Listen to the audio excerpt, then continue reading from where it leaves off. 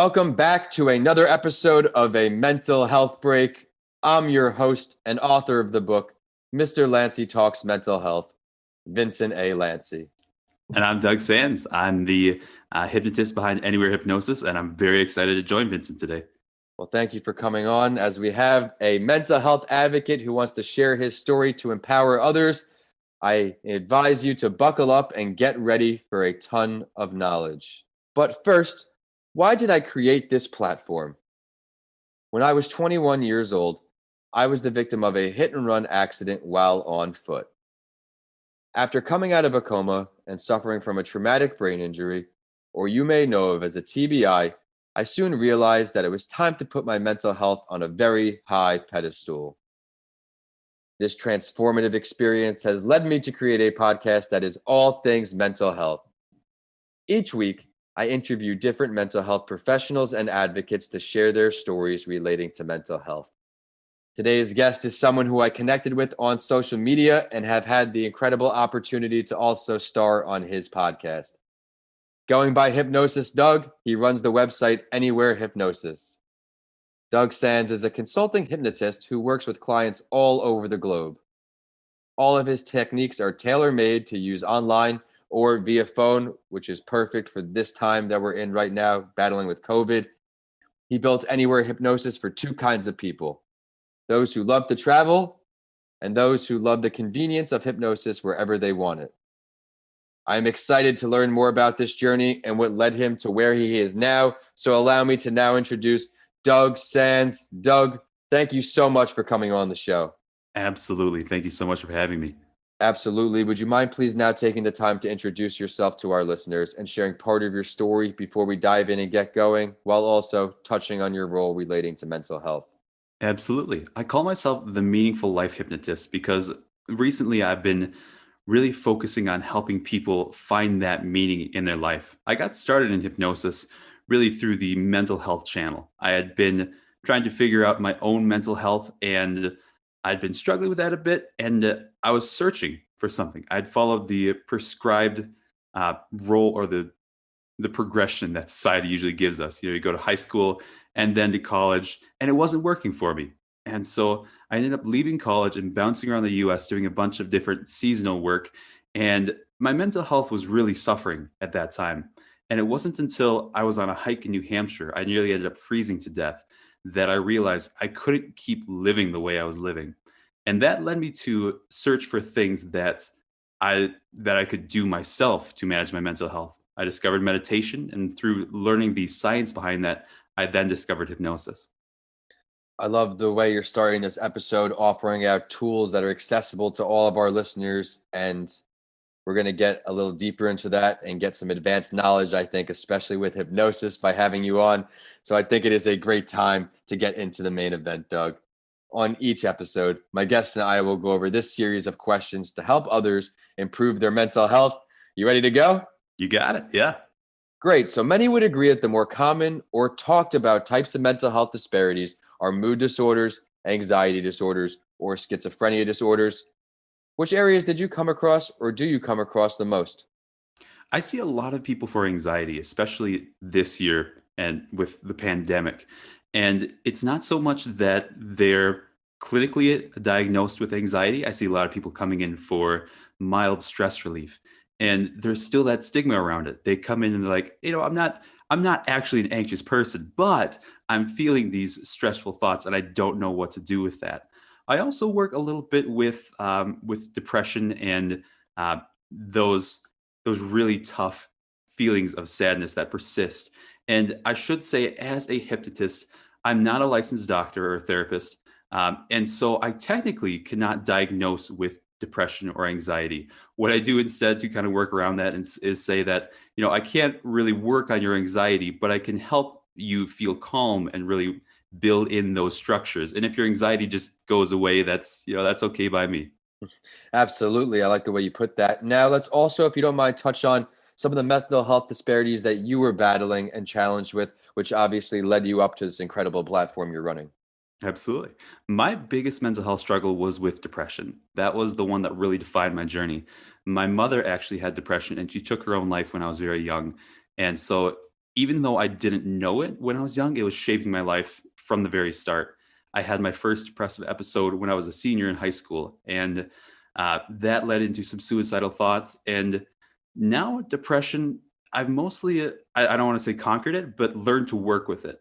It Yes. doesn't really impact my life anymore. I realize that depression for me now is a signpost. It's when I start to feel those feelings again, it's just a sign saying that I'm getting off track on what I'm supposed to be doing to fulfill my purpose. I am blown away by that response and how you're now encouraging our listeners and giving them the hope that they can beat this because it's a road sign. I love the way you put that. For me, it was mainly anxiety that I struggled with and still do from time to time. Through my interactions on this podcast, I find, and I would love your take on this too, that trauma, people who battled a lot of trauma have a lot of anxiety as well. Do you come across that? Absolutely. And I work a lot with the the um, the model of trauma that I work with is the idea of the pressure cooker. If you have a trauma in your past, sometimes our minds build up that anxiety into a pressure cooker, and our release valve is a little bit sticky. It doesn't release that pressure like normal people would, and so it just builds and builds and builds over time until we explode. And so, what I do when working with anxiety is oftentimes we are reducing that pressure in that pressure cooker using Okay. techniques from hypnosis and also psychology and NLP, and also some techniques from like breath work and yoga and meditation. Hmm. I find that I work with the client where they are. And that's why I always aim to be as scientific as possible so that if someone comes in and they're like, I just want the pure science form of hypnosis, I can do that. If someone comes in and they say, I want a little more woo woo and I want to talk about past lives or something like that, I can go there with the client, but I have that foundation that I can still be credible with the scientific audience. I love it. And I love your passion behind this all, most importantly. But let's take a step back in your journey. Let's describe that moment when you decided that you were going to start taking a stance on mental health advocacy and you as well took a career relating to mental health. Please describe that for us. Yeah, that was a couple weeks after that dangerous hike.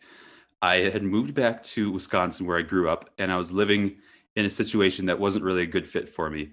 And I was feeling that depression coming on. I'd had about a week of anxiety after that hike. I was so anxious, I was literally shaking. That was the first time that it ever happened to me.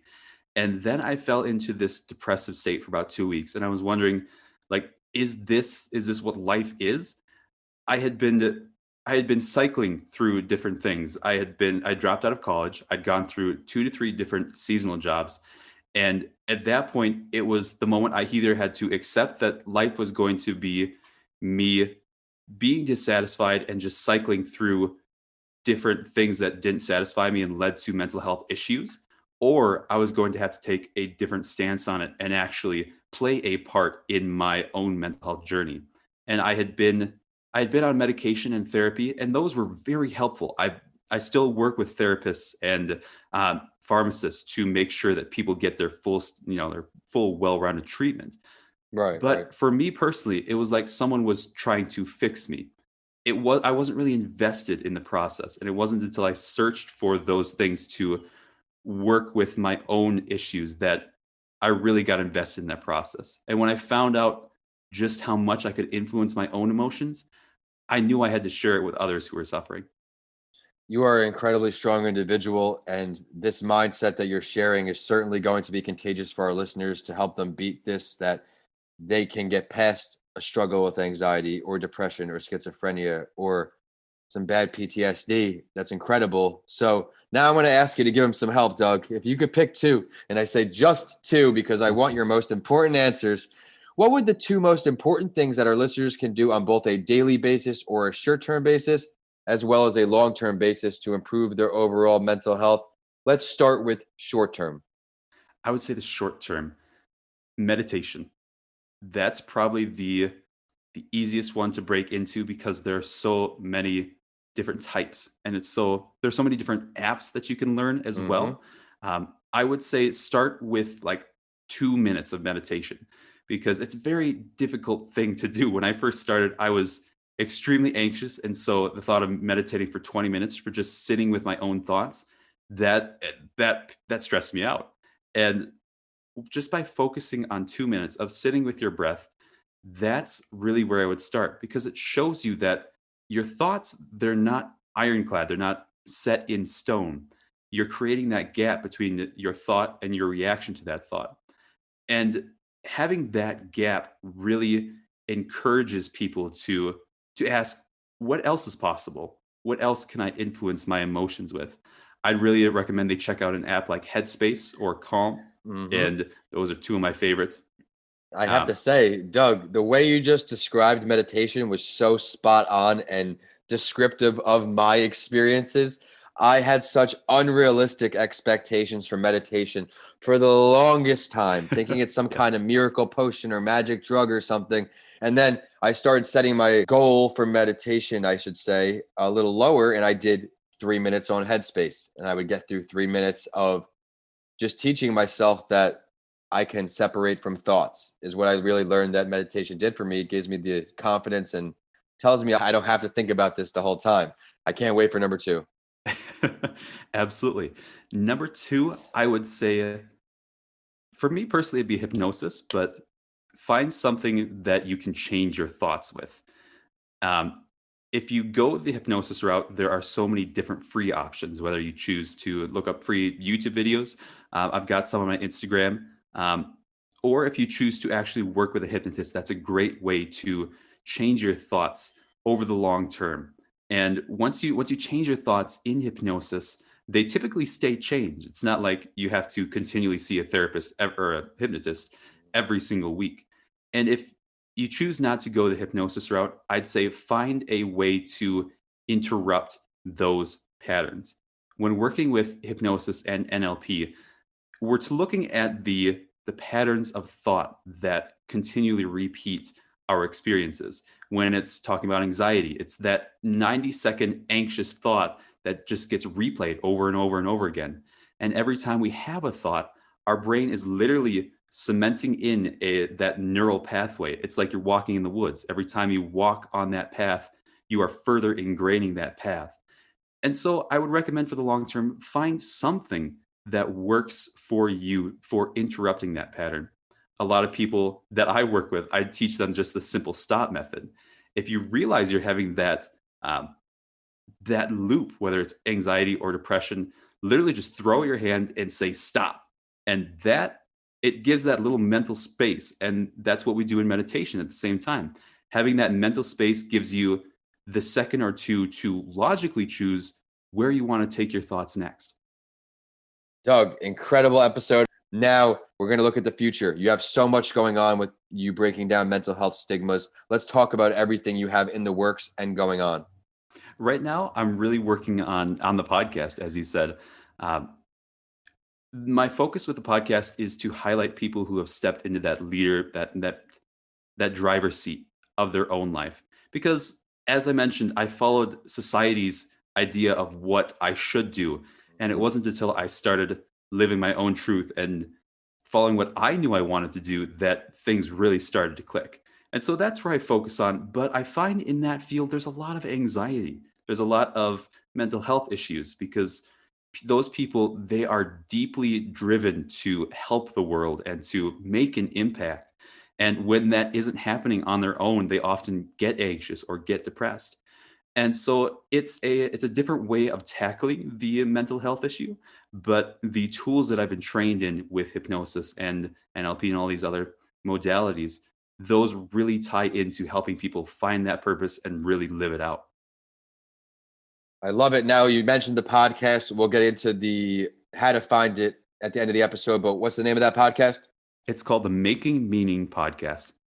Yeah, everybody be sure to also add that to your playlist of podcasts because if you like this show, you will certainly find value in that show as well. I want to just take a little segue here to our listeners and give them the confidence they need if they're trying to grow, whether it's a business, a brand, or an idea. Me and Doug connected on a cold message, cold call, cold everything on social media. And Actually, at the time of this recording, I was on his podcast yesterday. As you're listening on, you see the value that's built up in this conversation. So I have to challenge everyone to go after it and find ways to make your dream come true, because part of my mission is to grow this podcast, raise awareness for mental health, also with the book. And Doug is adding extreme value. So I have to thank you, Doug. Let's now move into the spotlight story. Each week, I share a mental health story of someone who is famous because I want to let you, the listeners, know you are not alone. I want you to understand that even though someone looks like they're healthy from the outside, they may not be on the inside too. For today's episode, I will introduce the mental health related story of another male breaking mental health stigma in professional golfer, Andrew Jensen. I found this great write-up on someone you may know, Aaron McHugh's page, and learned that Jensen is a professional golfer from Canada. As a teenager, he started suffering with depression, and this culminated in a suicide attempt when he was 16. He found golf to be the one place he felt meaning and purpose, and was perhaps his outlet, but after struggling as a rookie in 2008, being dropped by his sponsors in 2009, and ultimately an injury in 2010, the suicidal thoughts and depression were knocking again. After a poor season in 2011, he left golf and had 2 failed suicide attempts in a 3-week span. Afterwards, he was finally ready to get help. Doug, what do you take away from this story relating to mental health? Oh gosh, so much. For Yes. one, it kind of reminds me of my own mental health story. I remember for the longest time, I wanted to be a camp counselor. And when I finally achieved that dream and I was a camp counselor, I still hadn't fixed my mental health. And so I ended up, this was before the campers had actually shown up. We were in training, and I ended up going into the woods into the high ropes course and like tying nooses. I was trying to send a message to people that I needed help. But when I got back to the training, like no one even knew that I was gone.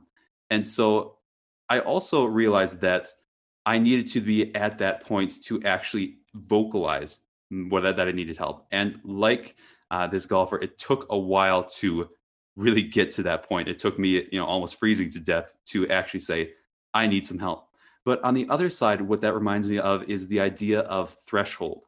And in hypnosis and in these other change modalities, a person has to be willing to make that change. Yes. They have to be able to say 3 things: that something needs to change, that it needs to be them that makes that change, and that the change has to happen right now. And when they can say those congruently, the change itself is pretty easy to make as long as you have the right tools. But a person has to be invested in that change process. They have to reach that moment of threshold to really invest in their process. And once that happens, the change is very easy to make.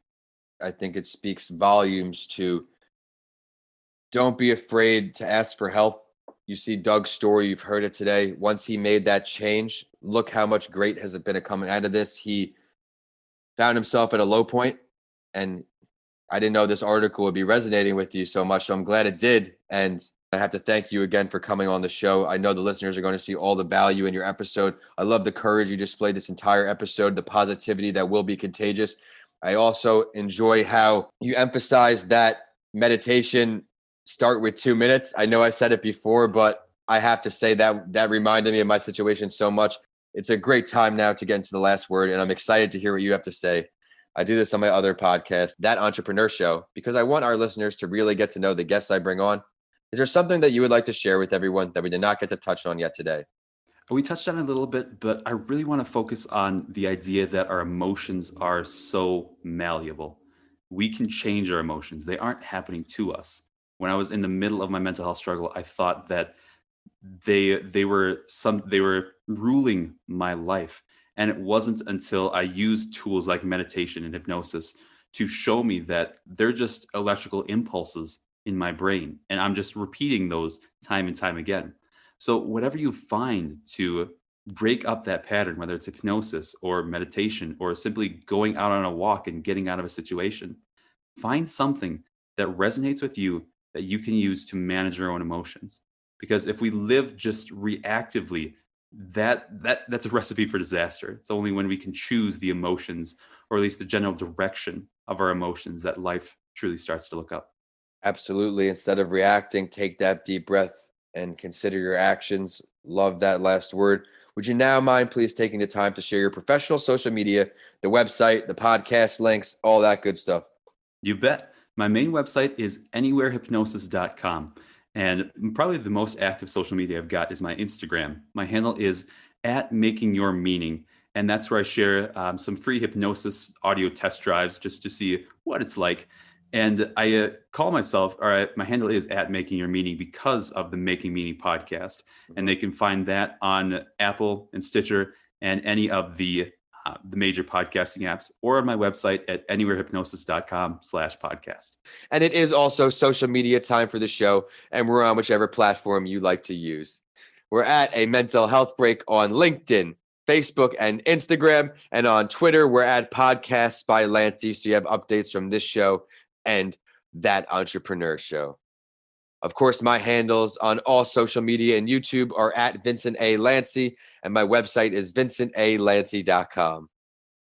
If you check out any of my books, DM me. I would love to hear from you.